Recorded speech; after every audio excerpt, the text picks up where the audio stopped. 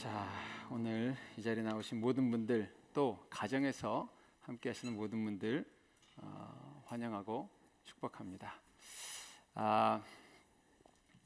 자, 오늘부터 이제 우리가 6주 동안 함께 성경 공부를 할 텐데요.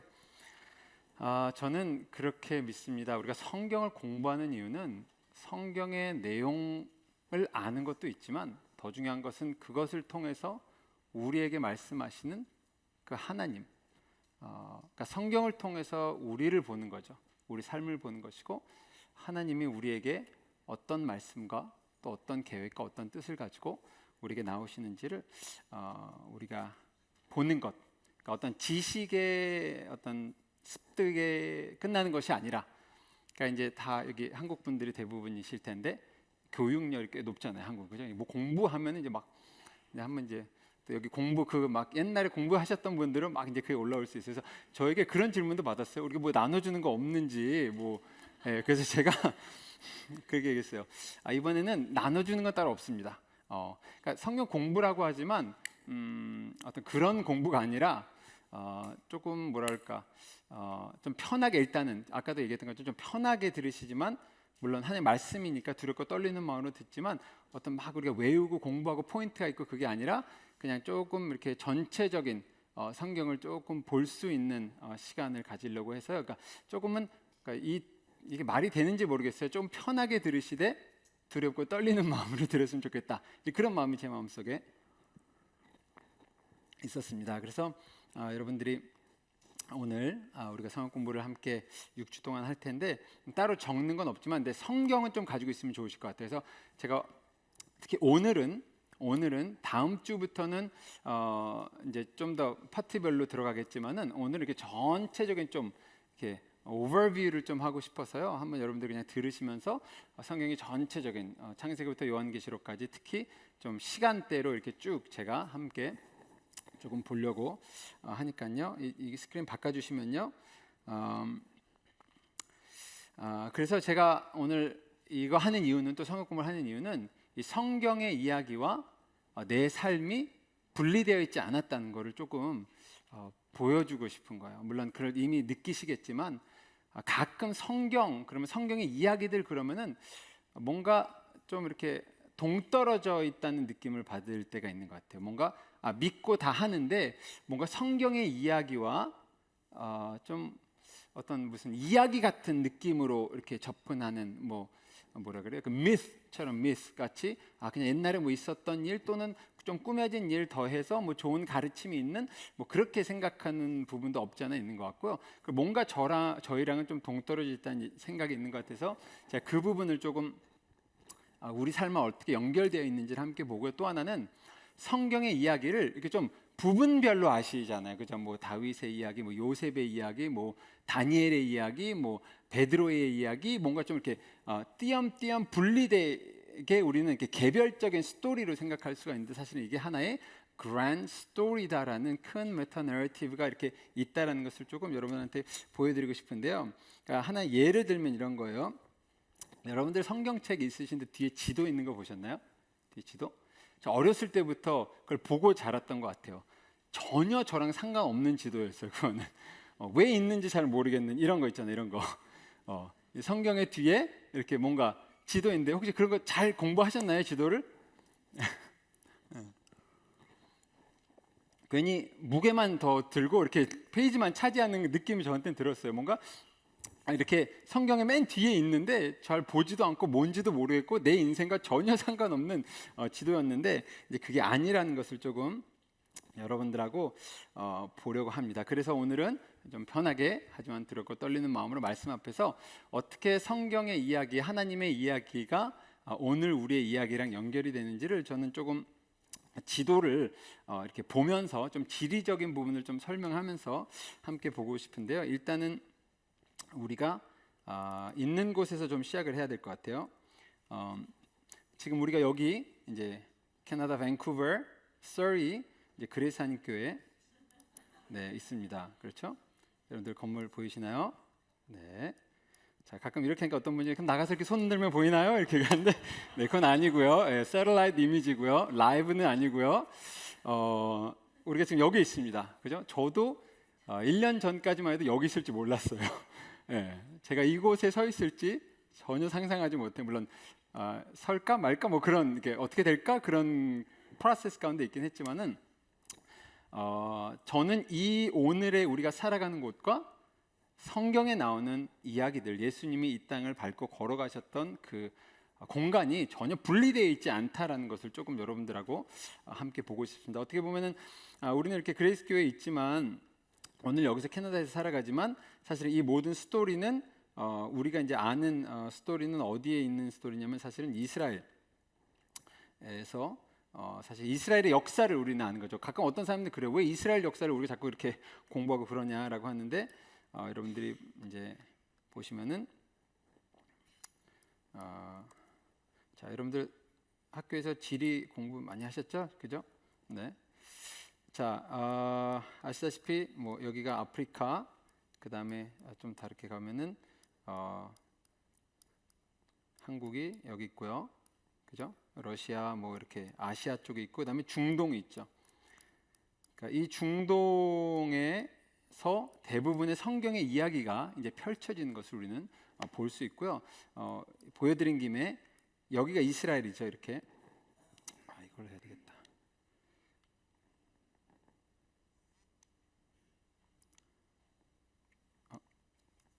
Technical difficulties. 네, 조금 이해해 주시고요.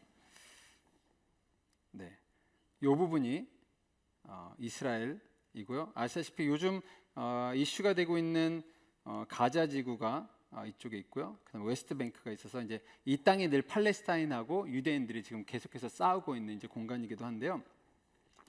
이제 이곳에서 이제 여기가 애굽이죠.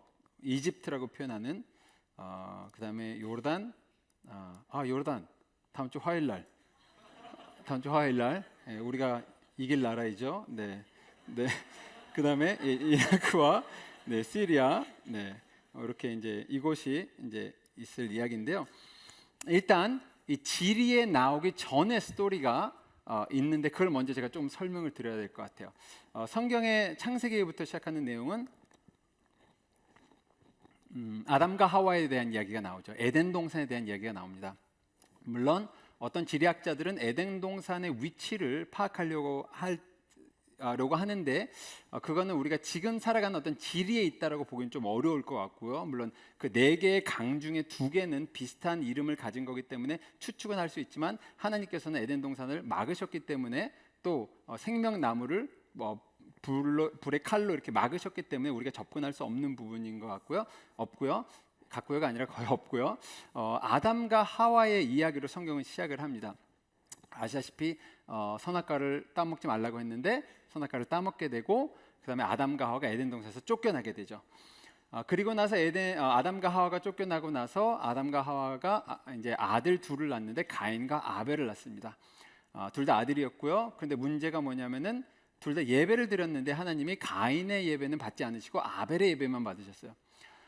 그래서 이제 가인이 질투가 나고 화가 나서 결국 아벨을 죽이게 되는 것이죠. 어떤 죄에 계속해서 컨티뉴에이션이 일어나는 것을 우리가 볼 수 있는데요. 그래서 가인이 아벨을 죽이고 나서 가인은 도망가게 되고요. 하나님은 그들에게 셋째 아들 이름이 셋이에요. 셋을 주셨고 그를 통해서 이제 이스라엘의 어떤 역사가 쭉 이어지고 있는데요. 뭐 좀 더 그 내용은 제가 나중에 모세오경을 할 때 좀 보겠지만 전 전체적인 오버뷰를 해야 되니까요. 그리고 나서 이후에 이제 자녀들을 더 많이 낳았고 이제 사람들이 계속 이제 살다가 어떤 사건이 나오냐면요. 노아의 홍수가 나오죠.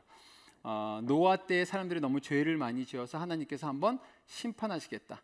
창조한 거를 어떻게 후회하시고 이렇게 없애겠다 해가지고 누구를 선택하냐면 노아, 그의 아내, 그다음에 세 아들 셈, 함, 야벳, 그다음에 그 세 아들들의 아내, 며느리 3명까지 해가지고 8명이 노아의 방주라는 것을 짓게 되고요. 그다음에 하나님이 홍수로 심판하신 것을 우리가 볼 수 있죠. 하나님께서 그 이후에 더 이상 심판하지 않겠다라고 하고 무지개 사인을 우리에게 주셨는데 굉장히 안타까운 것은 이 어떤 악의 세력이나 영향들은 나쁜 거를 만들어내는 것이 아니라 꼭 좋은 거를 타락시키죠. 음악도 사실은 하나님이 주신 거고, 성도 하나님이 주신 거고, 모든 것을 하나님 주신 건데 가장 그것을 이제 악하게 만들고 악용하는 것들이 어떤 사단의 역사인데, 사실은 무지개라는 것도 우리 기독교인들에게는 너무나도 중요한 사인인데 딴 데서 쓰고 있어요. 예. 그래서 무지개를 탁 이렇게 무지개를 이렇게 탁 국기 같은 걸 보이면 전혀 다른 의미가 요즘 시대에는 일어나고 있지만은, 사실은 그 무지개는 언약이었죠. 하나님이 더 이상 우리를 물로 심판하지 않겠다라는 하나님의 약속이었습니다. 그런데 이제 노아가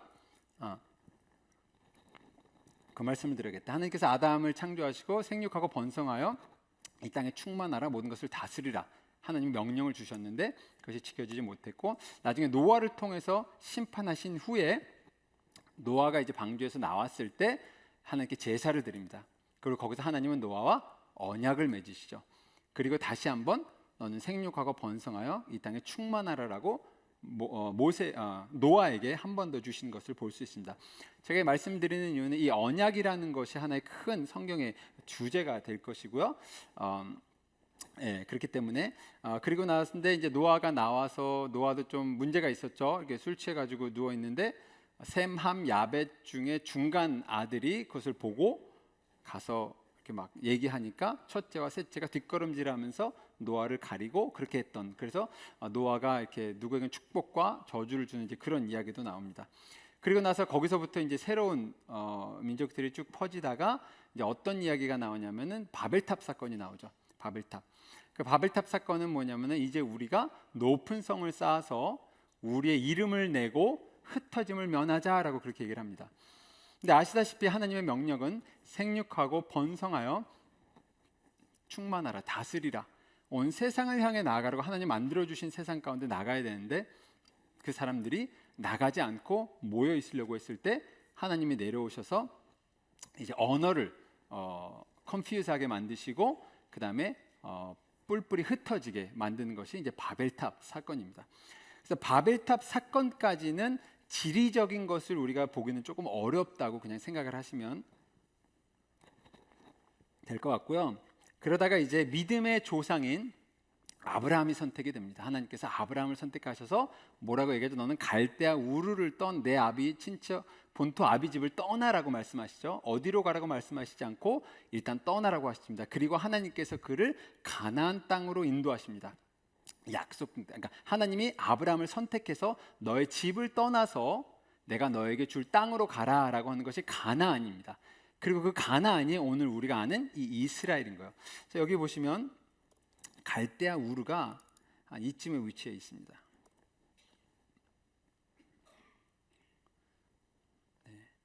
여기 보시면 이 지역을 이제 보통 이제 학자들이 갈대아 우르라고 보고 있고요. 지금은 이제 이라크의 공간인데, 여기서 갈대아 우르를 떠나서 위쪽으로, 제가 볼게요. 갈대아 우르를 떠나서 위쪽으로 갑니다. 하란이라는 곳을 들려서 거기서부터 하나님께서 이스라엘 이제 가나안 땅, 약속의 땅으로 가라고 하시는 것이 이제 아브라함의 이야기인 것을 우리가 볼 수 있습니다. 그때 아브라함이 어디로 오게 되냐면은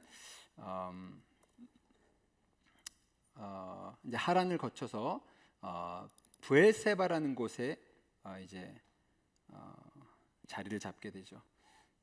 그게 이제 아까 말씀드렸던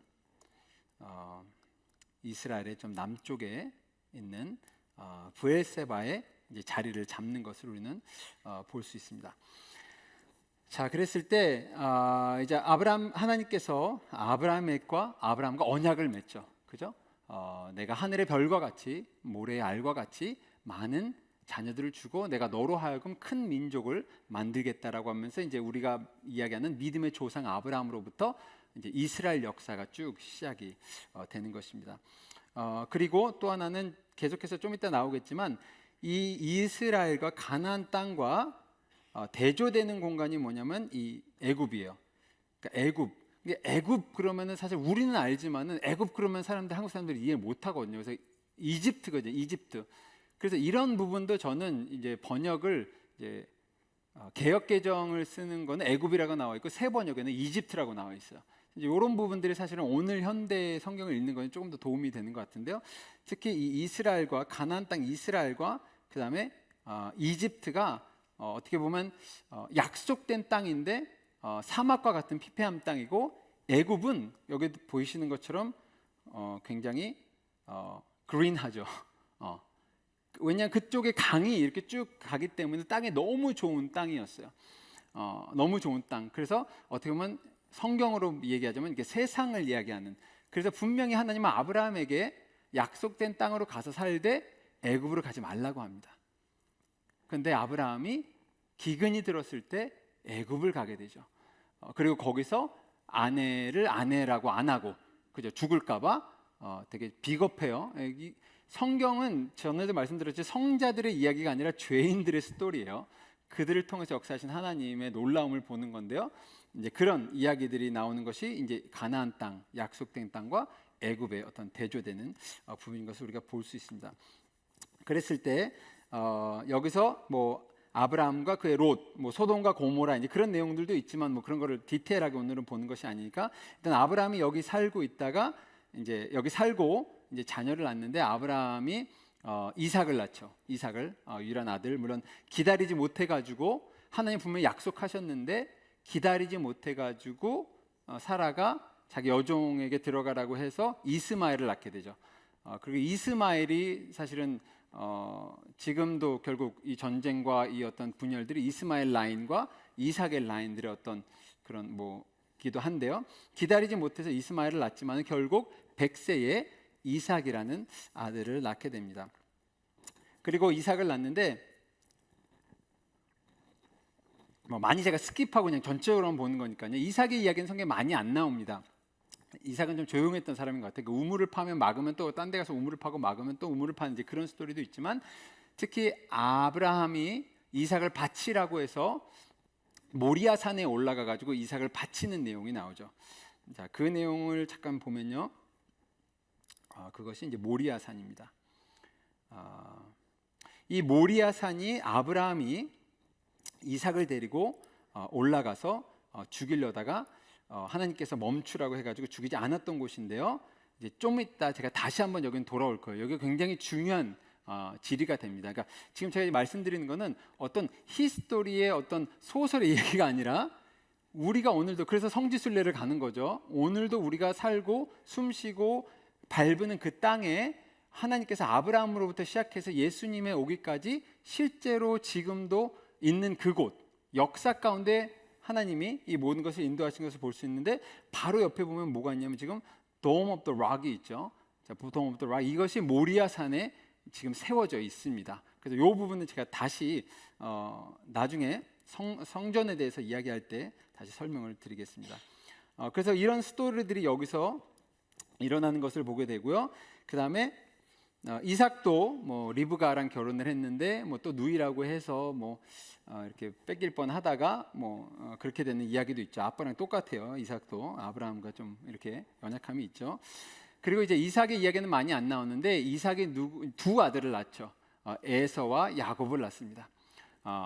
이삭이 에서 야곱을 낳는데 이들은 쌍둥이였어요. 그러니까 형과 동생이 분명했지만 둘이 쌍둥이였고 태에서 싸웠다, 그렇게 나와요.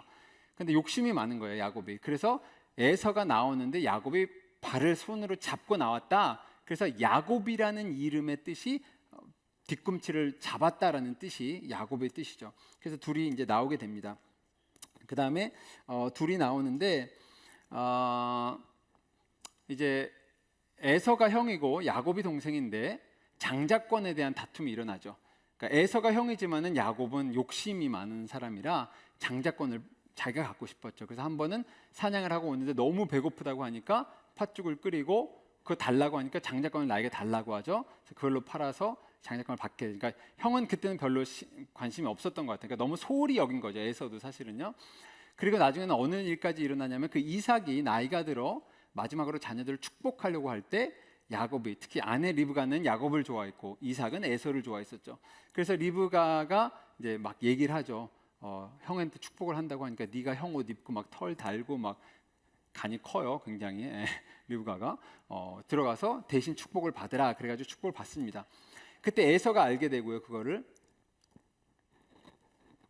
그리고 에서가 야곱을 죽이려고 하니까 리브가가 야곱을 라반에게 보내죠. 삼촌인 라반에게 보내죠. 그 다음에 라반으로 보내는 것이 어디냐면은 그것이 하란입니다. 하란. 아까 기억나시죠? 갈대아 우르를 떠나서 하란으로 갔다가 거기서 일로 왔는데 다시 하란, 거기에 이제 삼촌 라반이 있었기 때문에 그곳으로 갑니다. 자, 여기서 이제 조금 더 아브라함과 이삭과 야곱까지 내려오면서 좀 더 이제 이스라엘이라는 것이 구체화되는데, 그게 뭐냐면은 이제 야곱이 라반에게 갔는데 거기 라반의 딸들을 좋아하게 되죠.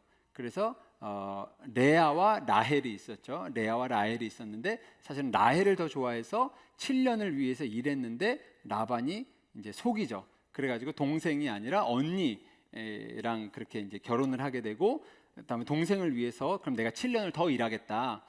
그래서 동생하고도 결혼을 하고 바로 얼마 지나지 않아서 7년 후가 아니라 결혼하고 대신 7년을 더 일하게 되는 거죠. 그런데 이제 그 두 시스터 가운데, 레아와 라헬 가운데 이제 또 경쟁이 붙기 시작을 하죠. 특히 아이에 대해서. 야곱은 라헬을 더 사랑했지만 아이를 가져줄 수 없게 되죠. 그러다가 레아가 아이를 갖게 되고, 그러다가 라헬이 자기 여종을 또 줘서 아이를 갖게 되고, 그러니까 사실은 참 이 성경의 이야기가 맞나 이제 그럴 정도로 이런 게 다 있어 하는데, 이게 인간의 어떤 연약함이라 그냥 생각을 하시고요. 어찌됐건 레아의 여종 실바와 라헬과 라헬의 여종 빌하랑 해서 총 여기서 12명의 아들이 나오게 되죠. 그죠? 레아가 루벤으로부터 시작을 해가지고 12명의 아들을 낳고 11번째가 요셉이고 마지막이 베냐민. 자, 이 정도는 들어보셨잖아요. 그죠? 네, 다 아신다고 이렇게 골 끝에 계시면 돼요. 그렇지, 그 얘기는. 네, 성경에 12아들. 그리고 그 12아들, 물론 디나라고 딸도 있었어요. 그러니까 이제 야곱의 아들은 12아들과 한 명의 딸 디나이고요. 그리고 그 12아들이 12지파가 되는 거죠. 12지파가 되는 거고요. 그 다음에 야곱이 나중에 이제 라반을 떠나서 그 가족을 다 이끌고 다시 자기 땅으로 돌아오죠. 가나안 땅으로 돌아옵니다. 근데 오는 과정에서 천사와 씨름을 하게 되죠. 야곱이 씨름을 하는데 정말로 야곱은 끈질긴 사람이었던 것 같아요. 끝까지 놓지를 않는 거예요. 환두뼈를 결국 맞으면서까지도 놓지 않으니까 천사가 떠나면서, 하나님이 떠나시면서 너의 이름은 야곱이 아니라 이스라엘로 하라, 그렇게 바꾸죠. 그래서 그 이스라엘이라는 것이 결국 우리가 아는 오늘 이스라엘의 이름이 되는 것이고, 하나님이 아브라함에게 약속했던 내가 내 민족을 세우겠다는 그 이스라엘 민족과 12지파가 결국 야곱과 그의 12아들로부터 나오는 것을 우리가 볼 수 있습니다. 그리고 나서 이제 다시 야곱이 들어와서 여기서 살면서 12아들과 함께 사는데, 야곱의 아들이 12명, 루벤으로 시작해가지고 쭉 내려와서 요셉과 베냐민. 그러니까 그때 베냐민은 좀 더 어렸던 것 같아요. 그래서 요셉의 이야기가 나오죠, 성경에. 요셉의 얘기는 여러분들 너무나도 잘 아시죠, 그죠? 이렇게 막 꿈 얘기하고 미움받고. 왜냐하면 왜 야곱이 요셉을 그렇게 좋아했냐? 본인이 사랑했던 라헬의 첫째 아들이었던 거예요. 그러니까 레아도 아이를 낳고 빌하와 실바도 아이를 낳았지만 사랑하는 라헬이 난 사람은 딱 2명이죠. 요셉과 베냐민이죠. 그리고 그 중에 첫째가 요셉인 거예요. 그러니까는 굉장히 특혜를 준 거죠. 그 색깔 있는 옷으로 막 입히고 형들의 질투를 사고, 또 그들의 형들 중에서도 네아의 아들도 있고 실바의 아들도 있고 빌하의 아들도 있고 하니까 예전에 누가 그런 얘기를 하더라고요. 성경에 보면 폴리가미가 나온다. 뭐죠 한국말로? 네, 그거요. 네, 그러니까 한 사람이 여러 사람을 결혼하는 거, 왜 다윗도 그러고 왜 성경 사람들이 다 그러냐? 근데 사실은 여러분들이 잘 보시면요, 일부 다처제 맞죠? 일부 다처제는 다 불행했어요. 다 완전 불행했어요. 완전 그것이 하나님의 뜻이랑 전혀 상관없다라는 것을 사실은 성경 이야기를 통해서도 볼 수 있다. 누가 그렇게 얘기를 하는데, 하나님 허락하신 것이 아니라 인간의 연약함, 죄성이 사실 그렇게 했던 거기 때문에 아무튼 그래서 이제 요셉이 미움을 받고, 그러니까 요셉 이야기는 넘어갈게요. 다 잘 아신 내용이니까. 근데 그때 요셉이 어디로 팔려가죠? 애굽으로 팔려가죠. 그래서 이 약속된 땅에서 살고 있다가 요셉이 결국 애굽으로 팔려가게 되는 이야기가 요셉의 이야기입니다. 그래서 팔려가고 나서 이제 나중에 이제 여기 기근이 있으니까 음식이 없으니까, 그러니까 요셉 얘기도 너무 기니까 뭐 하여튼 꿈을 잘 해석하고 해서 국무총리가 되죠. 그래서 미리 잘 준비를 했죠. 그래서 곡식이 많았던 거예요. 그래서 야곱이 아들들을 보내서 곡식을 사오라고 하면서 뭐 내가 네 동생이다 아니다 막 이제 그 과정을 다 겪고 나서 나중에 야곱이 오게 되죠. 그리고 어떤 일이 일어나냐면 모든 가족이 이제 애굽으로 이민을 옵니다. 예. 이민을 오는 거죠. 그때가 66명이 왔다라고 나와 있어요, 성경에. 그래서 요셉의 아내와 두 아들까지 해가지고 70명이, 그러니까 하나님께서 아브라함에게 약속하셨던 새로운 민족 이스라엘 백성이 70명이 애굽으로 다 이주를 하게 되죠. 거기까지가 창세기입니다. 창세기 하나밖에 안 했네요. 네. 근데 역사적으로는 시간은 또 다르니까요. 제가 시간은 끝내니까. 자, 그 다음에 오고 이제 출애굽기를 펼치면은 모세 이야기가 나옵니다. 그리고 뭐라고 얘기하냐면은 요셉의 이야기를 모르는 왕이 나오게 됐다라고 하죠. 대략 학자들은 300년에서 400년 사이가 흘렀다라고 생각을 하고요. 그 70명이었던 사람들이 이제 훨씬 더 많아지게 되니까 이 이집트 사람들이 무서워서 그들을 노예로 삼았죠. 노예로 삼아서 이제 노예 생활을 하고 있었던 거죠. 그때 이들은 부르짖죠. 우리를 구하여 달라고. 그리고 하나님께서 모세를 불러서 이제 그들을 출애굽한다. 그래서 출애굽기죠. 애굽에서 나온다. 이집트에서 구출한다라고 해서 출애굽기라는 책에 이야기가 나오는데요. 그때 이제 뭐 10가지 재앙이 있고 여러 가지 일이 있고 나서 이제 결국 바로가 다 보내죠. 다 가라고. 그랬을 때 이제 모세가 데리고 어디로 가죠? 가나안 땅으로 가는 거야. 약속된 땅으로 가는 거야. 그러니까 우리가 돌아가야 될 곳은 약속된 땅이라는 것을 계속해서 성경은 보여주고 있는 것이죠. 애굽이 아니라는 거, 이집트가 아니라는 거, 우리가 살 곳은 약속된 땅이죠. 그런데 그것을 보시면은 아까 여기 지도에서도 보시는 것처럼 애굽에서 이렇게 가면은 걸어서 쉬면서 가도 얼마큼 걸리냐면 대략 일주일 안 걸린다 그래요. 쭉 가면 일주일이 안 걸려요. 근데 성경에는 얼마큼 걸리냐면 40년이 걸렸다 그렇게 얘기를 나와요. 자, 이 부분을 간략하게 좀 보여드리면요. 자, 이제 그러니까 이런 V자가 나오는 곳이 어딘지 정확히 이제 아시겠죠, 그죠? 이게 그다음에 아까 그 성경에 나오는 그 이스라엘 가나안 땅이 여기라는 것을 알고 이제 우리가 다른 부분을 좀 보면은 이것이 애굽이 모세가 애굽에서 이스라엘 백성들을 가지고 바로 간 것이 아니라 물론 그 불순종해서 40년을 한 것도 있지만 그 성경에 보면은 바로 가지 않은 게 가다가 전쟁을 만나면 두려워할까 봐 하나님 이렇게 돌려서 보내시는데 그때 이 밑쪽으로 보내시는 거예요. 밑쪽으로 보내고 나서 그 다음에 다시 마운트 사이나이에서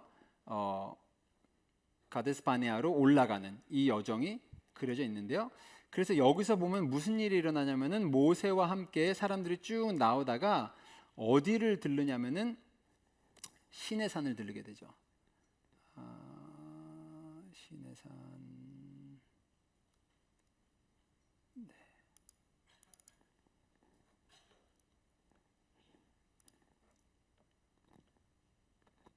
네, 여기가 이제 시내산 곳이죠.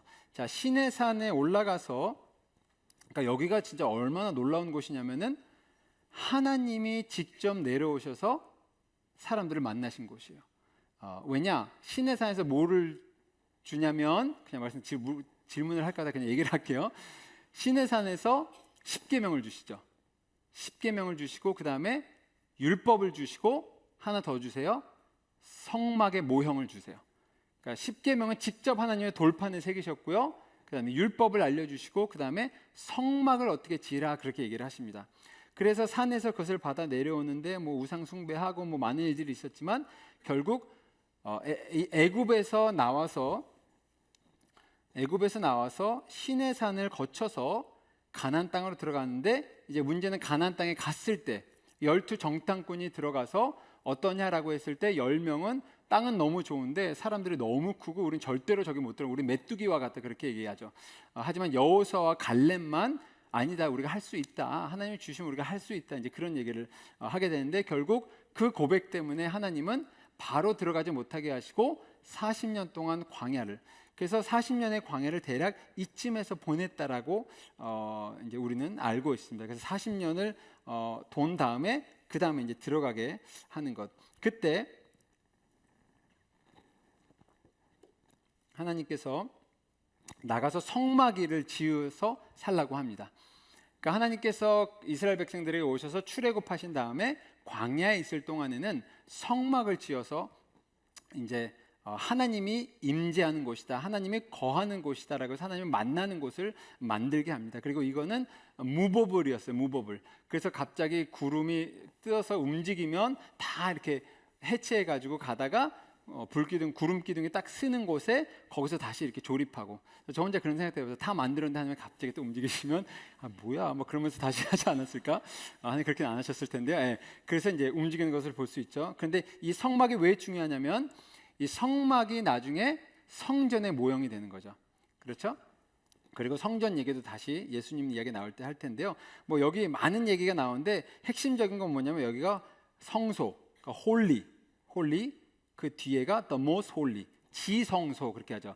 영어로는 거룩 중에 더 거룩한 곳. 그래서 제사장이 이제 여기까지 오고 뭐 그 전에 물두멍에서 번제를 드리고 손 씻고 뭐 다 들어오지만 여기서 이 커튼이 하나 있어요. 이 커튼을 넘어가는 지성소에는 대제사장만 들어갈 수 있어요. 1년에 한 번만 피를 가지고 대제사장이 들어가는 것을 우리가 볼 수 있는데, 이제 이것이 타버나클, 성막에 대한 모형이고요. 성전 제가 다음에 다시 보여드릴 테고, 그리고 나서 40년을 하다가 이제 모세는 들어가지 못하지만은 여호수아가 이 백성들을 데리고 들어갑니다. 그게 이제 어디로 가냐면 여리고성을 점령하는 곳으로 가는 거죠. 그래서 여기서 여러분들 보시면 안 나오네. 자, 여기가 여리고성이고요. 여리고성을 건널 때 요단강을 건넌다 그렇게 얘기하잖아요, 그죠? 그러니까 전에는 레드시를 건넜다면은 아까 여기서 보시면 네.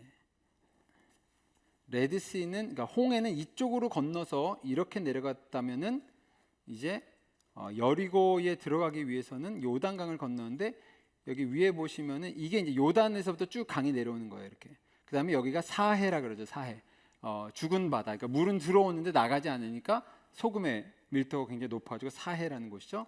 그래서 여호수아가 이 강을 건너서 여리고성을 이제 점령을 하면서 아까까지 얘기가 이제 창세기, 출애굽기, 레위기, 민수기, 신명기였어요. 신명기가 모세의 마지막 설교였죠.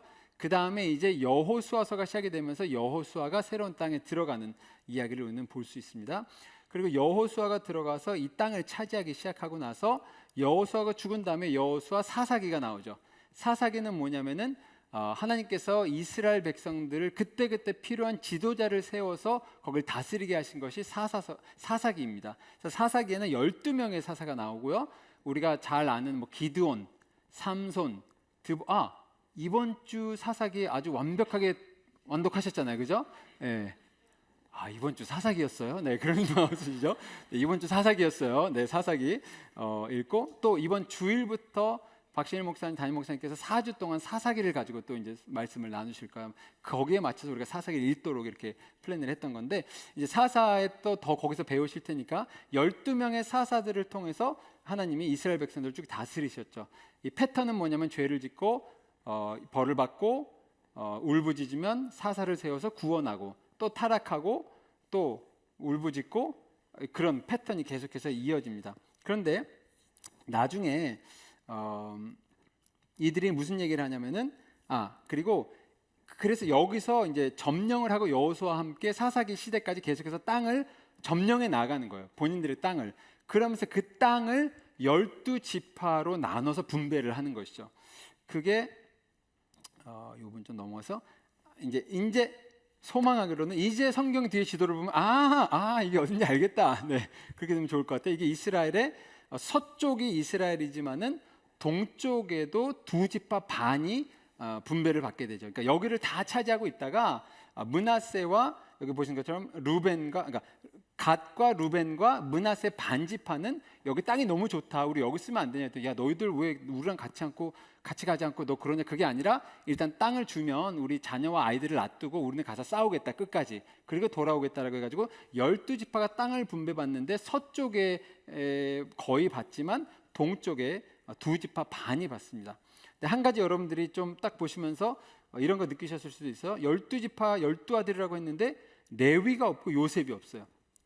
레위가 없고 요셉이 없어요. 왜 그러냐면 레위 지파에게는 땅을 분배하지 않았어요.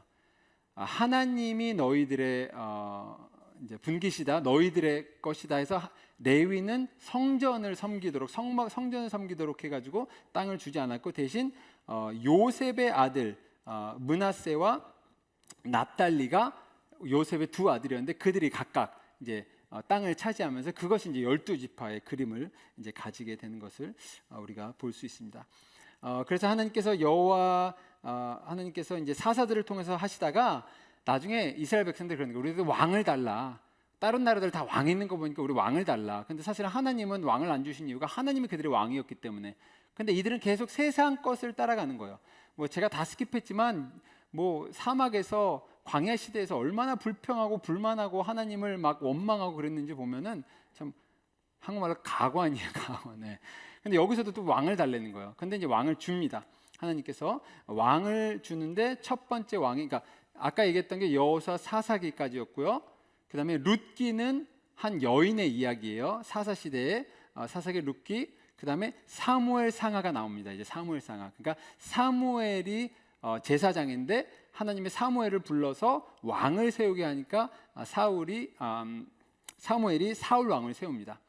그래서 이제 사무엘 상하가 사사들의 이야기가 끝나고 사울이 세워지고 다윗이 세워진 이야기가 나오죠.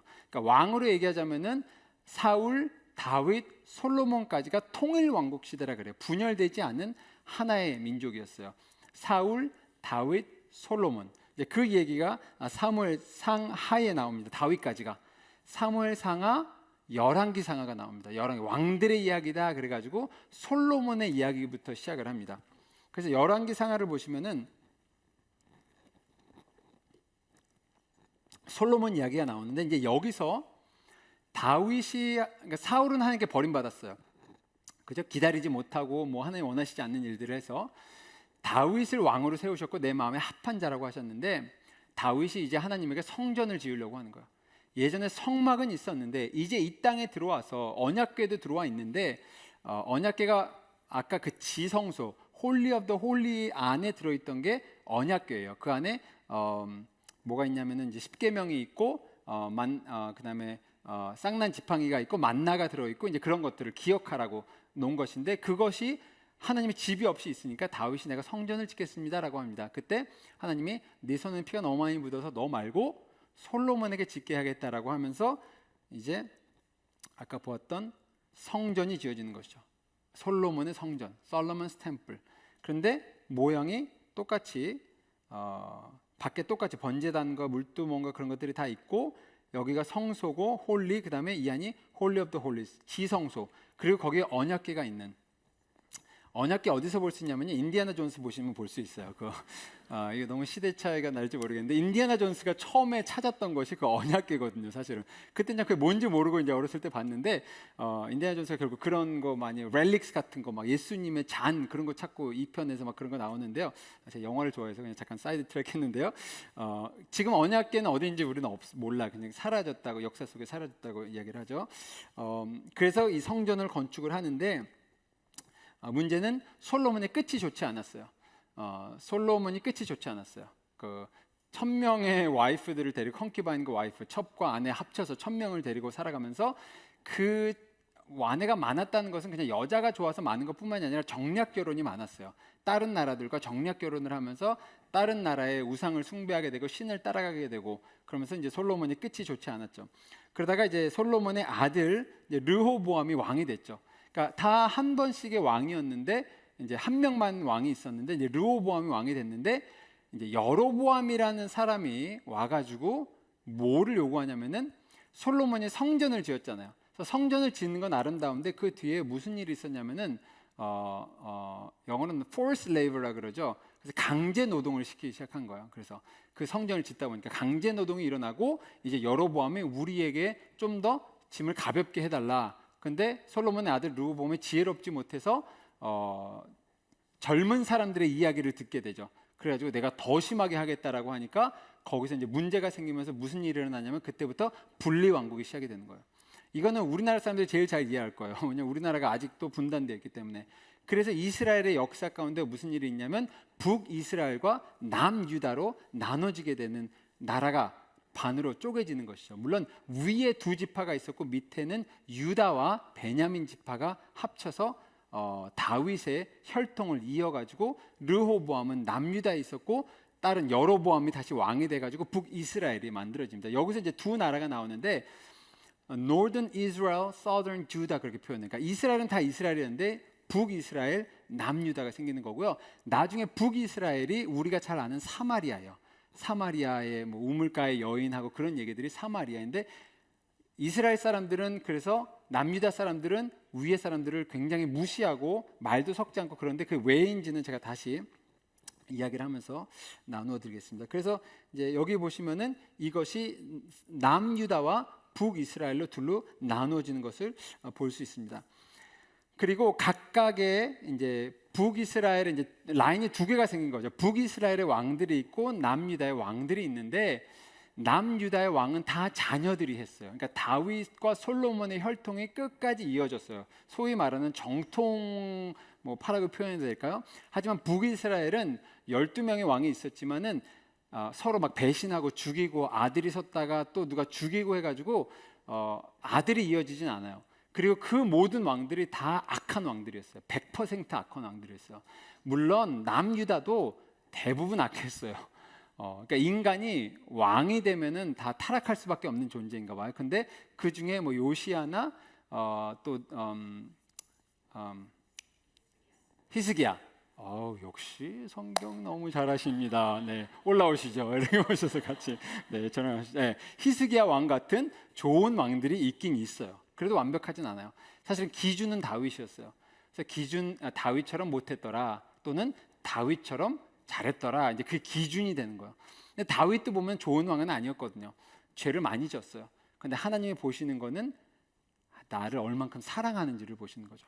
또 얼마나 회개하고 주님께 돌아오는지. 그래서 아무튼 다윗이 기준이 되면서 쭉 나라가 오는데 그게 아까 사무엘상하, 열왕기 상하까지 얘기고요. 왕의 이제 마지막까지 이제 나라가 멸망하게 되는데 그 내용을 제가 설명드릴 텐데, 사무엘상하, 열왕기 상하가 나오고 나면 나중에 역대상하가 나와요. 근데 역대상하는 제가 나중에 좀 더 디테일하게 보겠지만 역대상하를 읽으면 이제 혼란이 오기 시작하는 거예요. 왜냐하면 사무엘상하, 뭐 솔로몬, 사울, 솔로몬 왕들이 얘기했는데 역대상하를 읽는데 다시 사울 이야기, 솔로몬 이야기, 다윗 이야기가 쭉 나오는 거예요. 자, 이게 뭐냐면은 두 나라가 있었는데 두 나라는 결과적으로 멸망을 다 합니다. 멸망을 하고 포로로 잡혀가, 그래서 포로 시대라고 표현하잖아요. 그런데 포로로 잡혀갔다가 다시 돌아온 백성들이 이스라엘의 역사를 다시 쓰는 거예요. Rewriting the history of Israel. 다시. 그래가지고 역대상하를 보시면은 다시 아담부터 시작을 해요. 쭉 아담부터 시작을 하는데, 그래서 쭉 간단하게 사울, 다윗, 솔로몬까지 얘기를 하는데 그 다음부터는 북왕은 빼요. 그리고 남유다의 왕 이야기만 쭉 쓰는 거예요. 그러니까 이제 열왕기 상하는 되게 헷갈려요, 보시면은. 왜냐면은 위에 왕 얘기했다, 밑에 왕 얘기했다가, 위에 왕 얘기했다가, 밑에 왕 얘기했다가.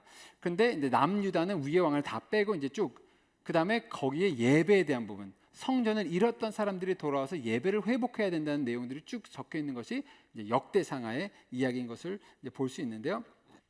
아까 얘기했던 것처럼 이제 북이스라엘과 남유다가 있었어요.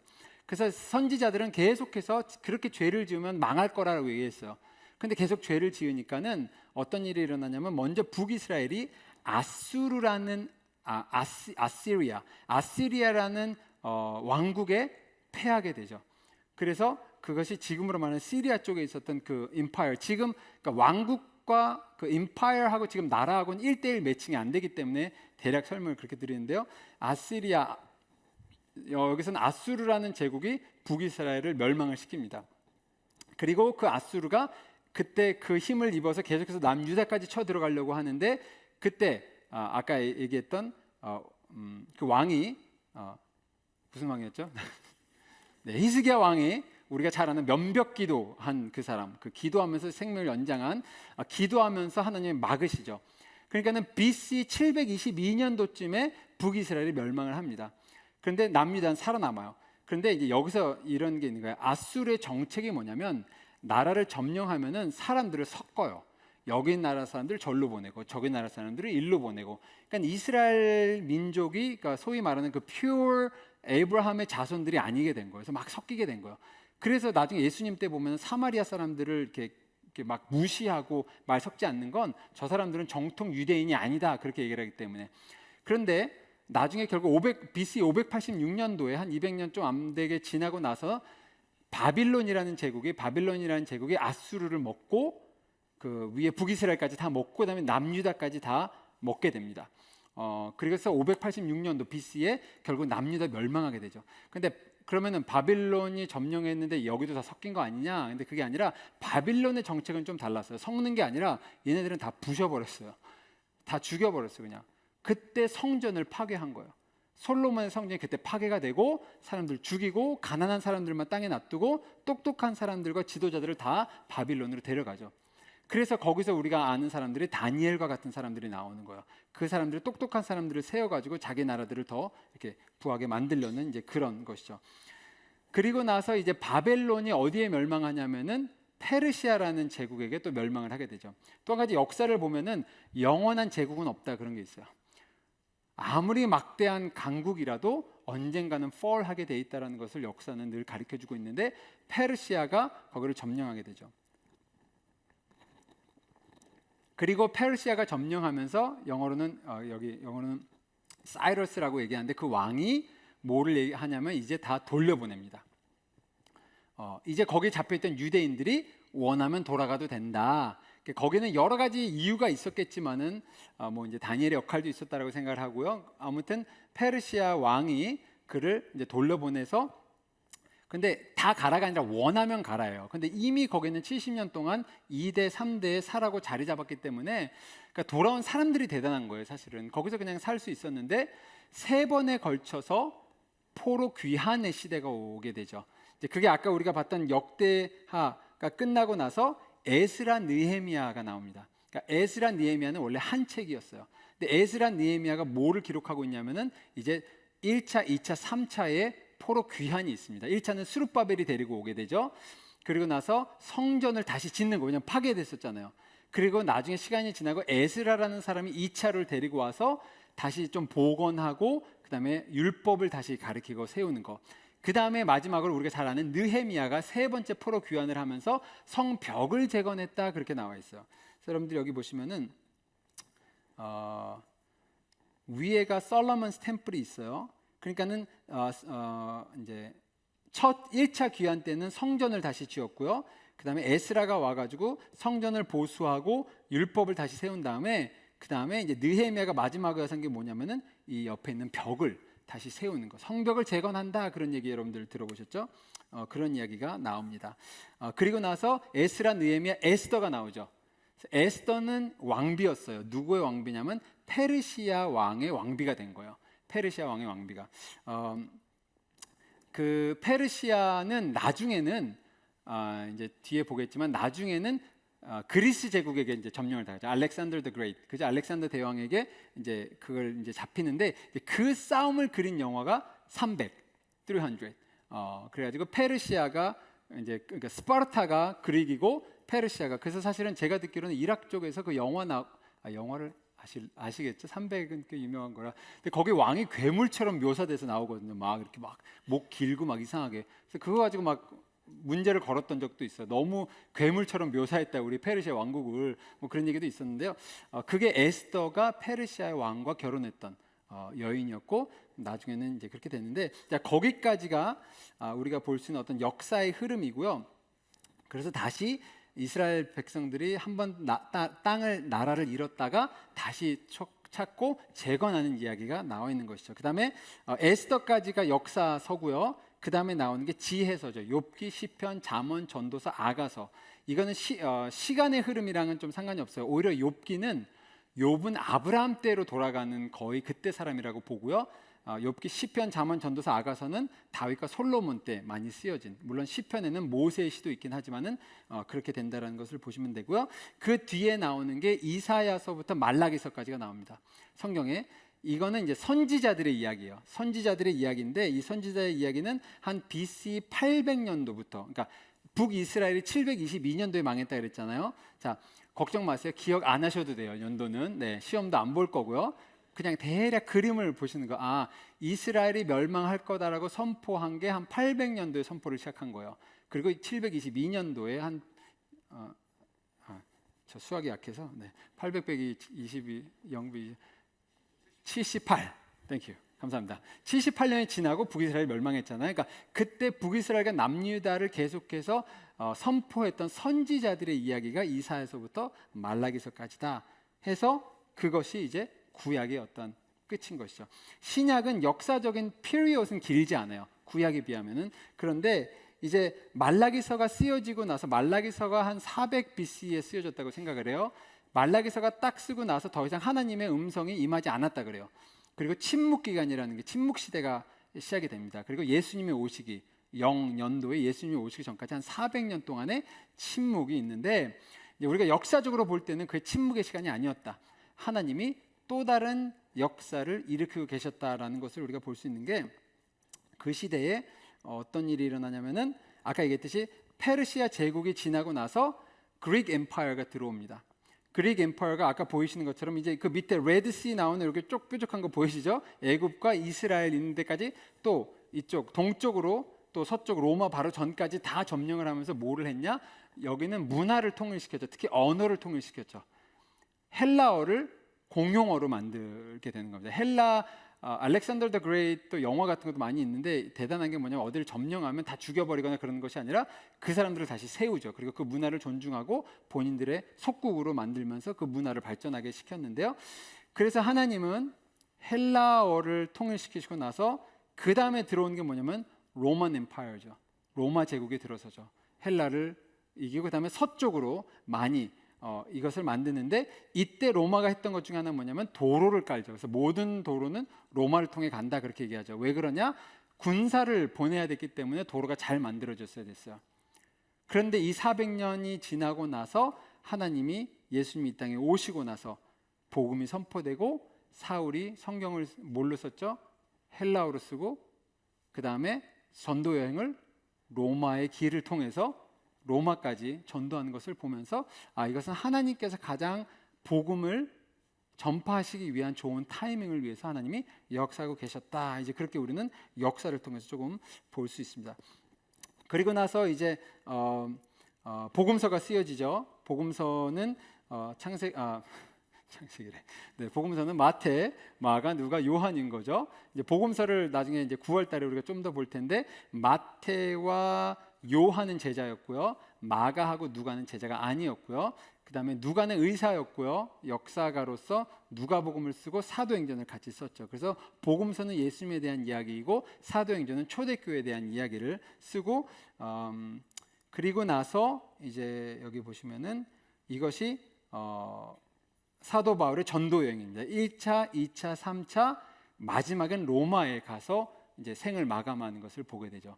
그러니까 그때 또 보면은 이스라엘 예루살렘 교회가 모여 있으니까 스데반이 죽고 박해가 오면서 흩어지게 된다고 그렇게 표현되어 있어요. 그래서 그 사건을 통해서 또 교회는 흩어지게 되는 거죠. 그러니까 교회는 모이는 교회와 흩어지는 교회로 이어져야 되는데, 그 말씀을 드려야 되는구나. 제가 아까 성전에 대해서 말씀드렸는데, 성전이 성소와 지성소가 있는데요. 성소까지는 가지만 지성소에는 피를 가지고 들어가야 되는데, 예수님이 십자가 못 박혀 죽으셨을 때 무슨 일이 일어나죠? 성소와 지성소 사이에 휘장이 찢어지죠. 그러니까 더 이상 제사장 또는 동물의 제사를 통해서 우리가 하나님 앞에 가는 것이 아니라 완벽한 제사가 되신 예수님의 죽음으로 인해서 더 이상 성소와 지성소가 분리되는 것이 아니다라고 해서 그것이 찢어지고요. 특히 예수님이 언제 십자가에 못 박히셨냐면 6월절 음식을 먹을 때라 그랬어요. 6월절은 다시 출애굽으로 돌아가서 출애굽에서 양을 죽여서 문설주에 피를 바르는데 pass over, 죽음의 천사가 그것을 건너갔다라고 해가지고 pass over인데, 그리고 나서 매년 6월절 음식을 먹으라고 양을 잡아서 먹으라고 하는 그때에 예수님이 우리의 양이 되신 예수님께서 패스오버 나잇에 죽으시는 것을, 십자가에 못 박히는 것을 볼 때 이 전체 스토리가 그냥 어떻게 하다 보니까 이렇게 저렇게 따로 있는 스토리가 아니라 하나님은 태초부터 예수님이 오시고 그를 통해서 온 인류를 구원하시기 위한 하나님의 그랜드 히스토리를 계속해서 써 나아가고 계시다는 것. 그래서 여기 보시면은 이렇게 쭉 하다가 결국 사도 바울이 한 60년 AD 60년 때쯤에 로마에서 죽는 것을 우리가 보게 되고요. 그 다음에 신약 성경의 마지막은 뭐냐면 요한계시록이죠.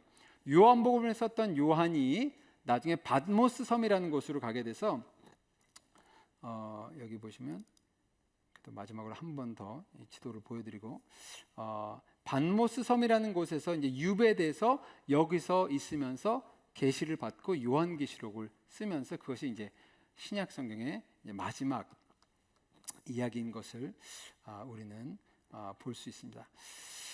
그런데 제가 이제 남은 짧은 시간에 그럼 거기서부터 여기까지 이어지는 것을 간략하게만 조금 말씀을 드리고, 오늘 제가 충분히 말을 한 것 같아서 오늘 여기까지 하려고 하는데요.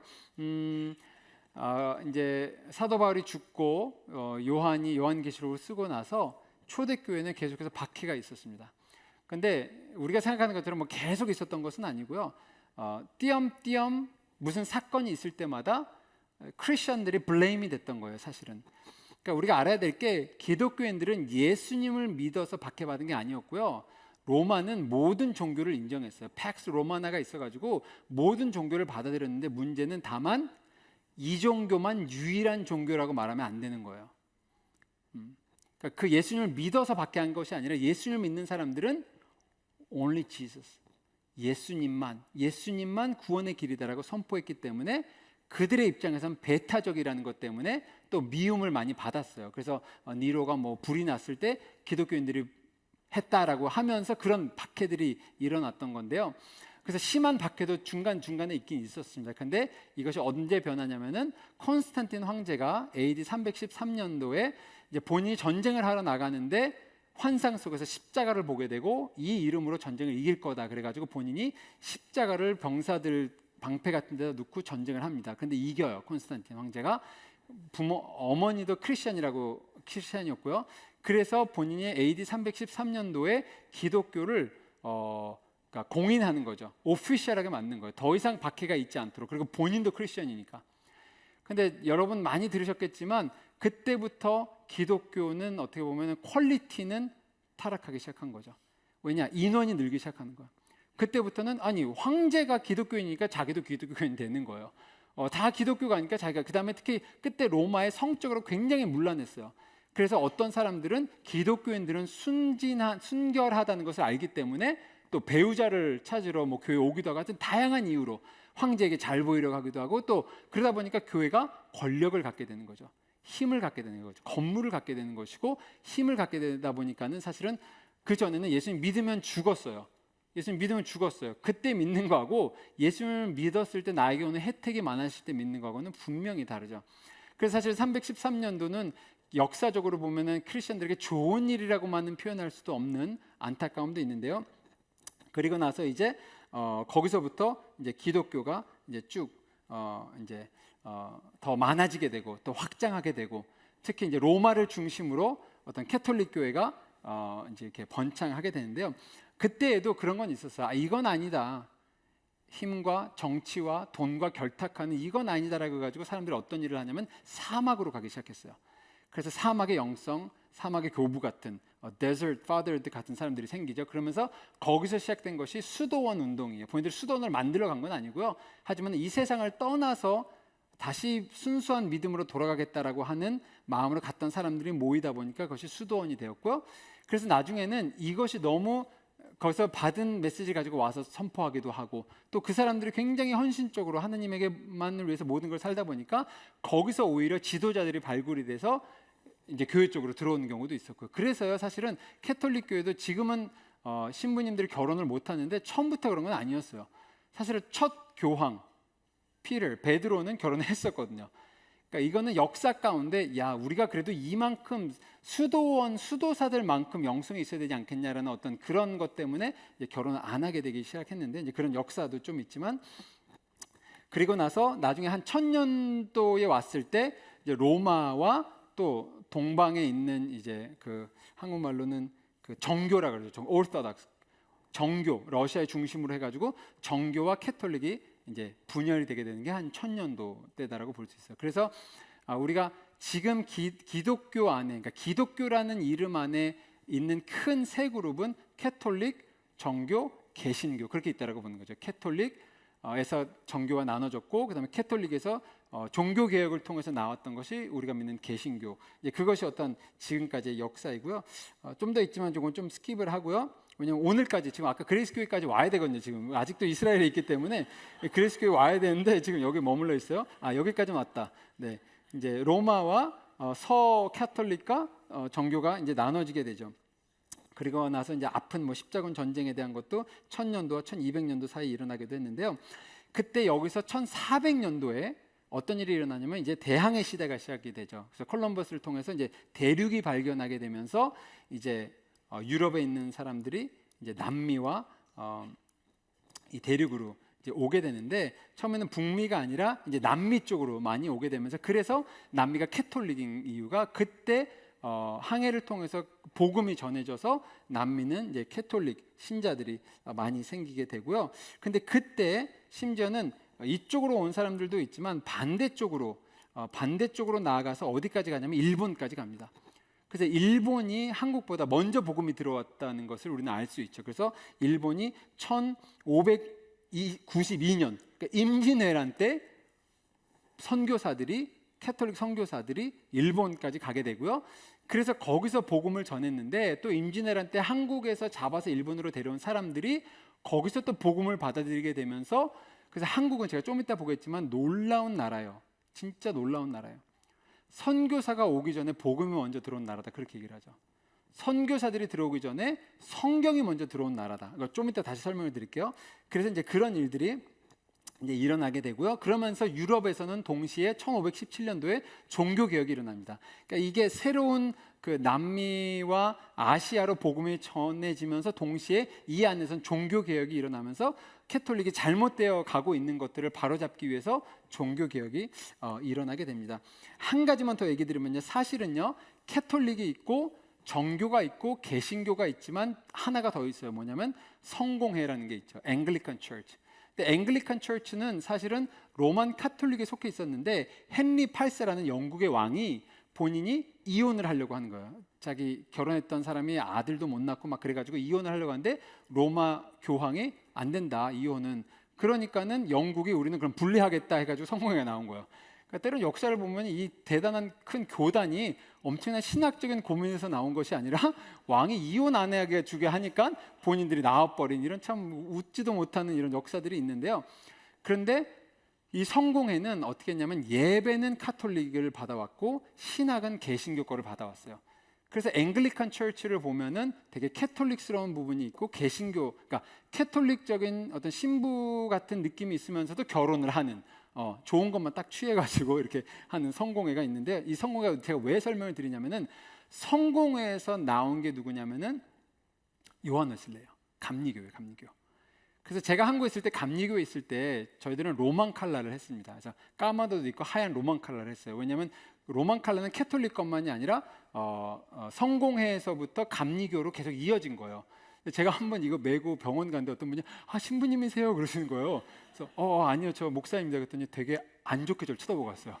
목사가 왜 로만 칼라 하고 다니냐는 표정이었어요. 내가 역사를 설명해주고 싶었는데 역사를 설명할 시간은 되지 않아서 그냥 넘어갔는데 그러면서 이제 감리교가 시작이 되고 물론 감리교를 시작하려고 한 게 아닌데 성공회에서 쫓겨난 거죠. 왜냐하면 밖에서 복음을 전하기 시작하니까 요한 웨슬레가. 그리고 존 웨슬레가 미국으로 오게 되고 그 다음에 미국에서 선교사님들이 한국으로 오게 되면서 그레이스 교회까지 언제 오지? 네네네 한국으로 와서 네 그리고 한국에서 살던 박신일 목사님께서 이쪽으로 오셔서 여기 와서 이제 그레이스 교회를 세우고 네 우리가 왔다. 와, 네, 네, 하나님께 영광의 박수를 네, 올려드리겠습니다. 물론 지금 우리가 속해 있는 교회는 뭐 EFCC이긴 하지만 그래도 우리 교회 뿌리는 이제 감리교이기 때문에 물론 그 교파들이 장로교와 다 여러 가지로 갔지만 그래도 오늘 여기까지 오는 이 스토리를 얘기 드렸는데요. 왜냐면 그게 이제 미국을 통해서 동쪽으로 들어와서 그것이 서부로 와서 나중에 선교사들이 파송돼서 온 것이 여기까지 왔는데 이제 마지막으로 제가 좀 이제 나누고 좀 기도하는 시간 갖고 싶은데요. 한국에 복음이 들어온 것이 언제냐면은 처음 선교사가 언더우드와 아펜젤러 선교사님이 들어왔죠. 이들이 1885년도에 들어왔어요. 그런데 여기서 아펜젤러는 감리교 선교사님, 언더우드는 장로교 선교사님이었어요. 그러니까 한국에 가장 처음 들어온 선교사들이 장로교와 감리교였어요. 그래서 한국에 그렇게 장로교와 감리교가 많은 거예요. 그런데 그들이 재밌게 한 배를 타고 왔어요. 한 배를 타고 와서 제가 가끔 농담 삼아 그래요. 감리교가 먼저 들어왔냐, 장로교가 먼저 들어왔냐, 이런 얘기를 해요. 아펜젤러는 아내랑 왔어요. 근데 언더우드는 혼자 왔어요. 아마도 레이디 퍼스트 하지 않았을까. 그래서 감리교가 먼저 들어왔다. 우리는 그렇게 주장을 하는데 뭐 그건 중요한 게 아니고요. 하지만 그렇게 이제 들어왔는데 놀라운 게 뭐냐? 첫 선교사는 이들이 맞는데 이미 그 전에 토마스 선교사님이라는 분이 와서 사실은 배를 타고 왔지만 그 한국에 들어오자마자 창에 맞아 죽죠. 그때는 굉장히 한국이 배척하는 외국 문화를. 근데 그때 죽으면서 토마스 선교사님이 박춘권이라는 졸병에게 보따리를 하나를 건네주죠. 근데 그 보따리에 뭐가 있었냐면 성경이 있었어요. 그래서 나중에 이 사람이 선교사님들이 오고 교회가 세워졌을 때 내가 토마스 선교사님 죽였습니다 라고 고백하면서 본인이 크리스천으로서 커밍아웃하게 되고 또 그 성경책을 가지고 어떤 사람들이 이게 뭔지 몰라서 벽지로 발라놓고 있었는데 나중에 그 건물이 교회가 되는 역사가 한국 교회에 있고요. 또 1885년도에 언더우드가 들어갔는데요. 한국에 있는 소래교회는 1년 전인 1884년도에 세워졌어요.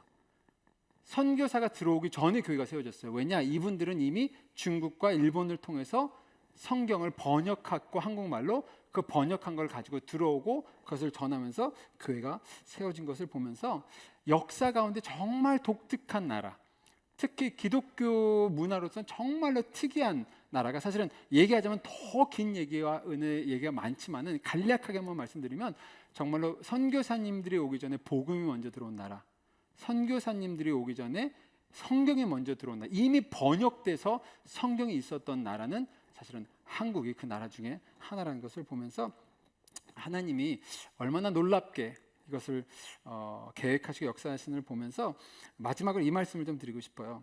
제가 예전에 이제 아이들에게 설교하고 유스그룹 때 설교하고 그러면은 어떤 느낌을 받았냐면 제가 막 모세 얘기하잖아요. 모세가 이랬고 야곱이 이랬고 그러면 애들의 표정이 딱 이거였어요. 모세가 나랑 무슨 상관이에요? 이거 있잖아요. 도대체 모세가 나랑 무슨 상관이야? 나 지금 시험 있고 나 부모님하고 어려움도 있고 나 학교에서 친구들하고 문제도 있는데 지금 도대체 내 인생 가운데 모세가 나랑 무슨 상관이냐? 그래서 전 이렇게 얘기해요. Moses has everything to do with us. 모세와 야곱은 우리와 상관이 전혀 없는 게 아니라 모든 면에서 상관이 있어요. 왜냐? 그때 역사하시던 하나님이 지금도 우리와 역사하신 하나님이시기 때문에 그때 하나님의 역사를 통해서 오늘 이 자리에 우리가 있기까지 하나님의 놀라운 계획을 가지고 하나님의 큰 그림을 가지고 지금까지 우리를 인도하셨던 그 하나님, 모세를 부르셨던 하나님이 오늘도 우리를 부르시는 하나님입니다.